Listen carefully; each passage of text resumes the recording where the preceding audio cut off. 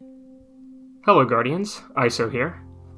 This is the third part of the Destiny Rundown series that I've been working on, which culminates the entire history of the Destiny series. In the previous videos, we've gone over everything right up to the Collapse and the Dark Age, and now we are starting off the City Age. So, a few more decades after the emergence of the Awoken on Earth, one settlement was growing underneath the Traveler, which was the same settlement that was originally started by the Iron Lords. What had once started as a couple dozen tents and campfires had developed into a true city, and one that was really safe thanks to the Risen that protected it. The development of the city is due largely in part to a man that simply calls himself the Speaker, claiming to be the last of the Speakers. Though he has difficulty speaking to the Traveler, a special holy mask he wore allowed him to do so to an extent. While ideological schisms were starting to emerge within the last city, the Fallen caught wind of its location and started to attack it. The Risen of the city now had a common enemy, so they banded together and united under a single banner. With their combined power, they fought not for what they wanted to take, but instead what they wanted to protect. The Fallen were driven back, the last city was saved, and the Risen would now be known as Guardians. The Speaker established the City Consensus as a governing body, consisting of leaders of various factions throughout the last city.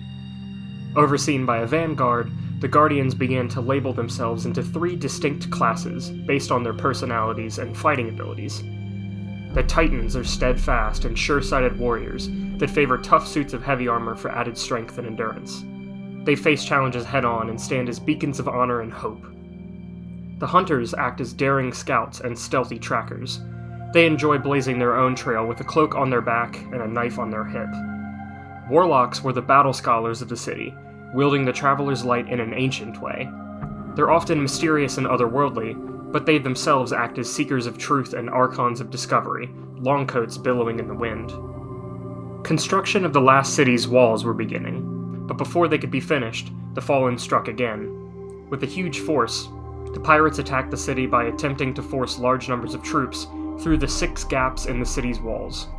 This conflict would be known as the Battle of Six Fronts. Titans are especially to be remembered during these fights, as they established the tenets of order and duty amongst all Titans that came after them.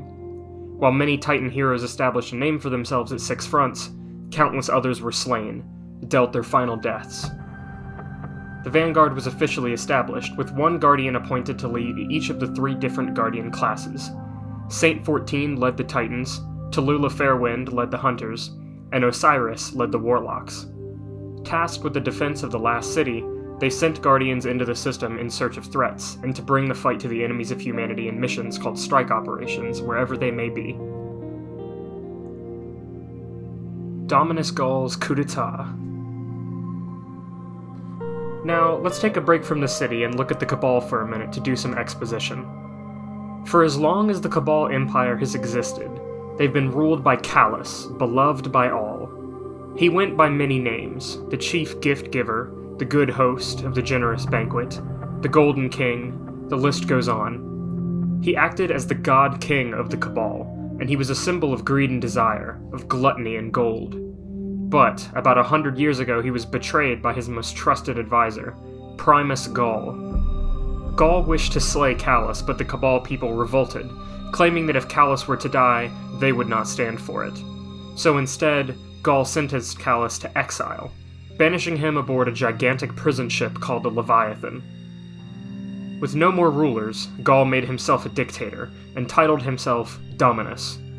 Now that Callus was disposed, the Cabal people were ushered away from the hedonism that he'd preached. Gaul focused his new Red Legion on military might above all things. Callus was left to drift aimlessly, until he eventually skirted the edge of the galaxy and was met with a revelation. He had an epiphany, a life-changing experience, and gained vast amounts of knowledge. With his new lease on life, he converted the Leviathan into a luxurious party boat, with gold plating everywhere and fountains of ambrosia. He was kind of a weird dude. City events. Now, when we're talking about the city's history, a lot of stuff has happened. There's just a lot of events that are super important. So, though there have only been 2 Titan Vanguards and 2 Warlock Vanguards due to retirement, Hunters have a less than stellar track record, and their Vanguard has been 6 Hunters deep, all of them missing or dead. Tallulah Fairwind lost her life in a card game against an Ahamkara that had shapeshifted into human form. The next 3 Vanguards all went missing and are presumed dead. Andal Brask lost his life to Tanix the Scarred, a renegade fallen mercenary, leaving Cade 6, his best friend, in charge of the Hunter Vanguard. Cade 6's fate will be explored later. While the Ahamkara were mostly secret and coveted by the powerful, people began to take them for granted. Wishes often never turned out the way anybody hoped they would, and even certain planets, notably Venus, began to be affected negatively by multiple realities vying for the same spot. The Vanguard then made a controversial decision to call for the extinction, an event known as the Great Ahamkara Hunt, and they were all slain. Later, a group of Guardians led by a Titan named Kabir embarked on an important mission into a Vex tomb on Venus called the Vault of Glass. But, in the Vault of Glass, the Vex were unkillable, and their powers were absolute, so the fire team was destroyed and only one Guardian survived, a hunter named Pahanin. Though he survived, he was struck with fear from the encounter. Later, a Titan named Rezal Azir was established as a hero of the people, wielding a powerful firearm he called Rose. He confronted the Hive in the tunnels of the moon, but the experience left him mentally corrupted. He took the chitin of the Hive as a trophy and adorned his rose, crafting it into the Thorn. Taking a new name, Dredgen Yor, he then began using Hive magic to kill innocent Guardians, including Pahanin, and take their light for himself. He became something of a boogeyman to the Guardians, his name often used as a curse. In response to Dredgen Yor's arrival, the Vanguard ordered an all-out assault on the Hive. But, led by Crota, son of Oryx, the Hive slayed countless Guardians on the moon, draining them of their light. In this great disaster, the Vanguard abandoned the moon, dubbing it off-limits to standard Guardian activity. A hunter named Shin Malphur, nicknamed the Man with the Golden Gun, finally put down Dredgen Yor, slaying him in a spectacular gunfight that only lasted a couple of seconds. But this was not enough for Shin. He took on a fake name, Zaire Orsa, and started an organization called the Shadows of Yor. This organization was simply a lure. If any Guardians were also touched by darkness and wished to continue in Dredgen Yor's footsteps, Shin Malphur would lure them to the Shadows of Yor, then slay them. He even stole Dredgen Yor's Thorn, but never used it. The Reef Wars. The Fallen had been busy while all of this stuff was happening, naturally. They combined the forces of all their fallen houses and planned an attack on the last city. They established a base of operations in Ceres, a large asteroid in the reef. But Mara Sov, the Queen of the Awoken, caught wind of this plan. If the House of Wolves were to reach Earth, the last city would be leveled, she knew that much. Without a way to warn Earth, the Awoken left the Dreaming City to head off the House of Wolves, destroying not only their base, but the entire asteroid of Ceres itself. Years of fighting were established between the House of Wolves and the Awoken of the Reef. Eventually the Wolves were defeated. As per Fallen tradition, Mara Sov became the new leader of their house, the Kell of Wolves.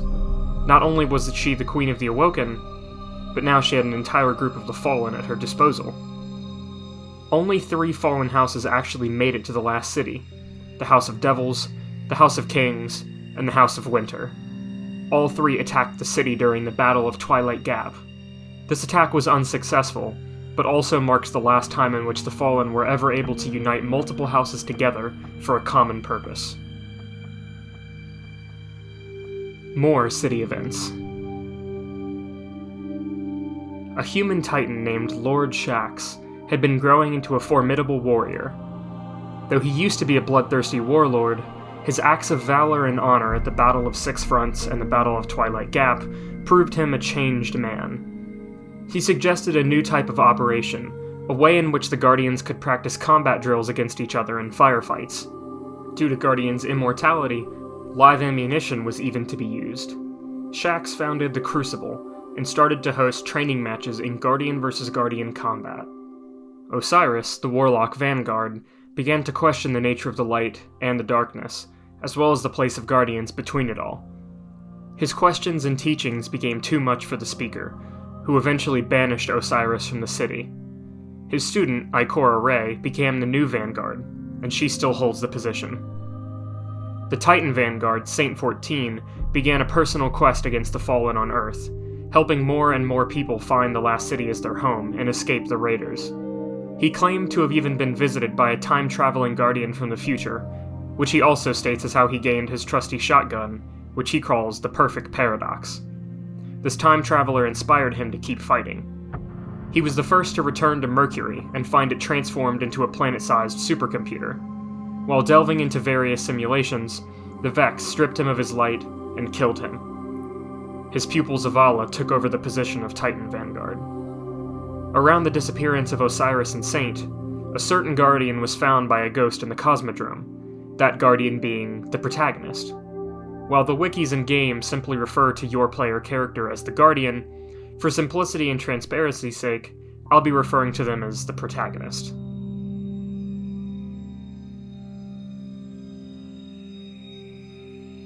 In this video, we've covered pretty much everything, up until the start of the first video games at least.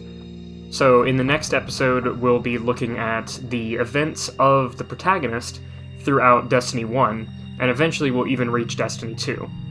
Make sure to subscribe if you haven't already. The best way to let me know that you enjoy my content is to leave a like on the video or a comment down below. Thank you so much, and I hope you enjoyed this video.